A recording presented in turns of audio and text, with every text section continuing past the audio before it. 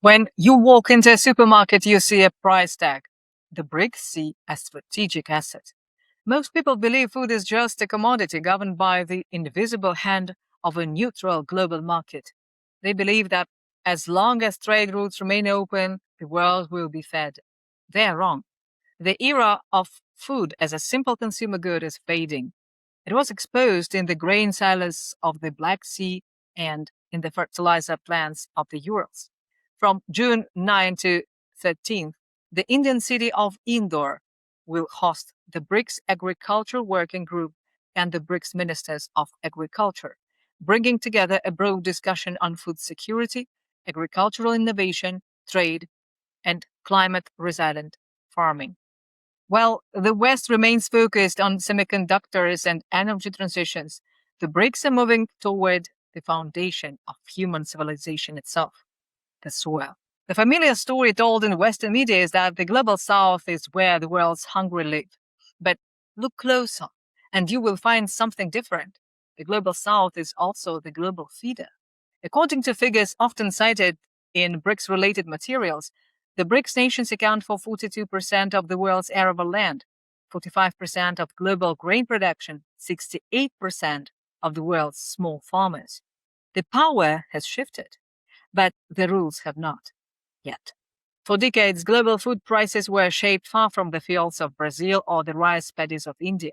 They were heavily influenced by trading centers in Chicago, London, and Paris. A handful of giant agribusiness firms have long dominated key parts of the supply chain, from seeds and fertilizers to processing and distribution. If you wanted to eat, you paid in dollars and you paid the price the market set. This concentration of power generated enormous profits even as global instability grew. Between 2020 and 2023, supply shocks exposed how fragile the system really was. The BRICS no longer want to stand by while food is turned into a financial game. In Kazan and Cairo, the idea of stronger BRICS coordination on grain trade and price discovery was pushed further forward. The goal is simple: independent price discovery, trading in local currencies, and greater protection from sanctions and speculative shocks. By building their own benchmark mechanisms, the BRICS are trying to reduce the premium extracted by Western financial intermediaries and give more leverage back to producers. The divergence between the West and the global South is no longer subtle, it is structural.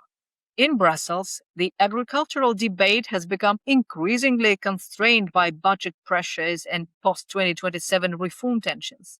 In Beijing, agriculture is being framed as a core issue of national resilience.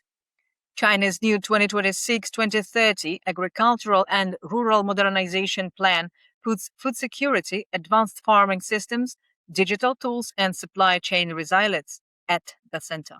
China is not just buying food, it is helping redraw the rules of agricultural trade.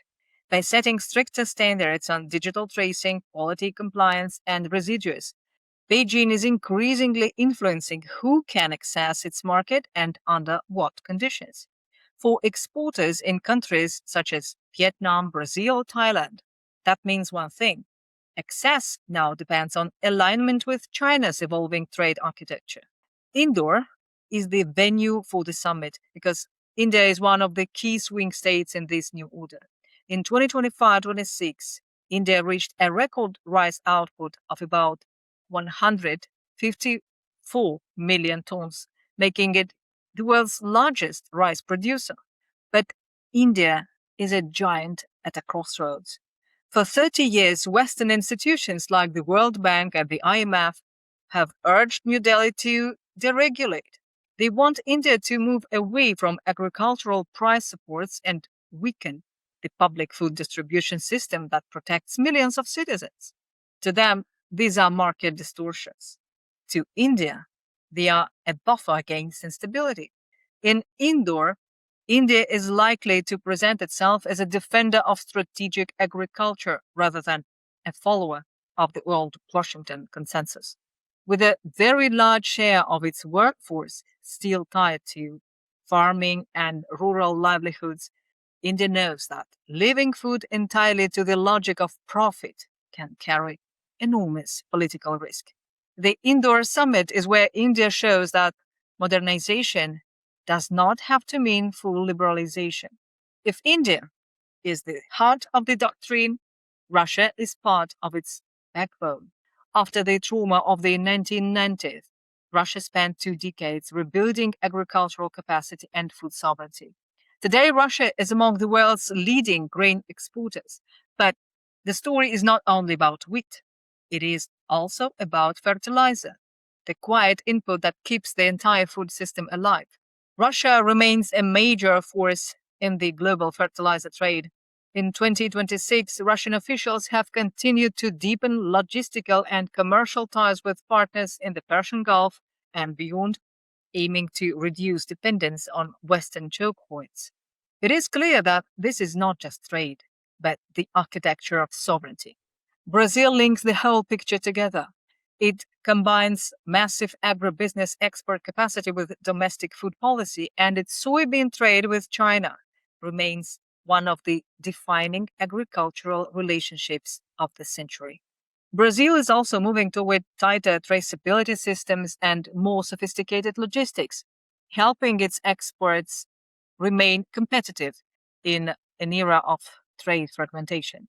We are living in what scholars call an interregnum, a period in which the old Western led order is losing its grip while the new multipolar order is still taking shape. In that gap, the BRICS are building parallel systems. Think about the urban rural metabolism.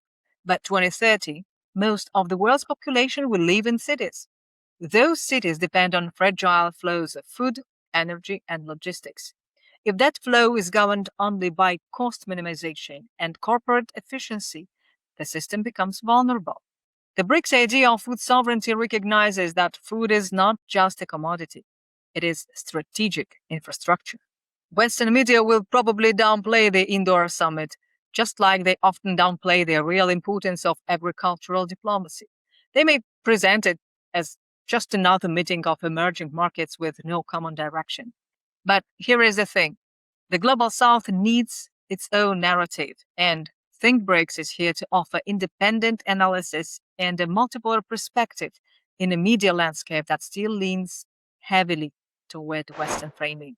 And if these deep dives help you understand the world better, make sure to like, follow, and share the video. If you can, consider supporting the channel with a super thanks or through our Buy Me Coffee page, link in the description. BRICS is not a monolith. It's a polycentric network of key actors. You can't talk about global trade without Russian fertilizers, Brazilian soy, or Indian rice.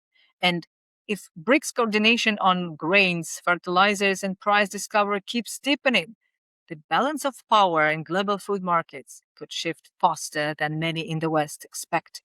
In the end, the 21st century won't be won by the side with the best slogans. It will be won by the side that can feed its people when the system comes under pressure. And maybe that's the real shift here. Sovereignty is no longer just about money, it's about bread. If you want to explore more about these upcoming summits, drop your thoughts in the comments below. In the meantime, check out our other related videos to keep following how the BRICS world is reshaping the future of food. Thanks for watching.